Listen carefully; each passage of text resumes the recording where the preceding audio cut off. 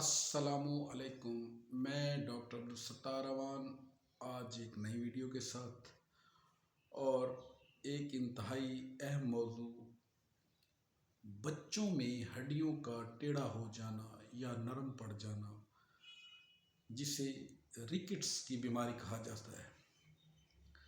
یہ زیادہ تر بچوں کا عرض ہے جس میں غذائی کمی کے دوسرے نقائص کے ساتھ ہڈیوں میں نرمی ملائمت کی کیفیت پیدا ہو جاتی ہے۔ یہ بیماری ان بچوں میں پائی جاتی ہے جو غریب فیملیز سے تعلق رکھتے ہیں اور غذائی کمی کا شدید شکار ہوتے ہیں، خصوصاً وٹامن ڈی اور کیلشیم کی کمی کا شکار ہوتے ہیں۔ کیلشیم ہڈی کا بنیادی جزو ہے اور کیلشیم کے بغیر کوئی صحت مند ہڈی نہیں بن سکتی۔ کیلشیم اس وقت تک کارآمد نہیں ہو سکتا جب تک وٹامن ڈی3 موجود نہ ہو۔ یہ بیماری 6 ماہ سے کم عمر اور 3 سال سے زیادہ عمر کے بچوں میں بہت کم پائی جاتی ہے، جبکہ 1 سے 2 سال کی عمر میں زیادہ پائی جاتی ہے۔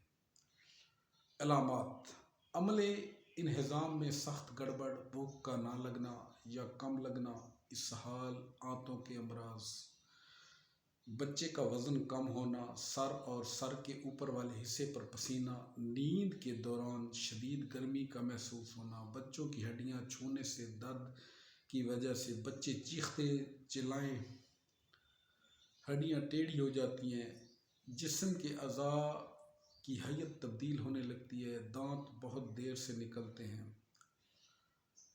فرمان نبوی صلی اللہ علیہ وآلہ وسلم کے مطابق بچے کو 2.5 سال تک ماں کا دودھ پلایا جائے تاکہ بچے تا حیات صحت مند رہیں۔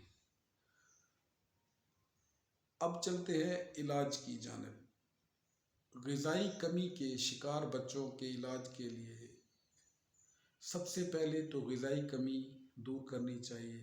ادویات میں آرمیٹ، پلاٹینم، ایکسچورا، ایسافوٹیڈا، کلکیریا فلور، برائٹا کارب، کلکیریا فاس، کلکیریا کارب، روٹا سمفائٹم اور فلورک ایسڈ یوز کی جاتی ہیں۔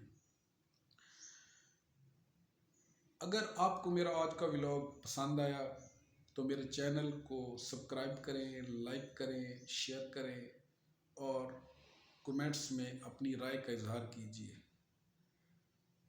تھینک یو، شکریہ۔ اللہ تعالیٰ آپ کا حامی و ناصر ہو۔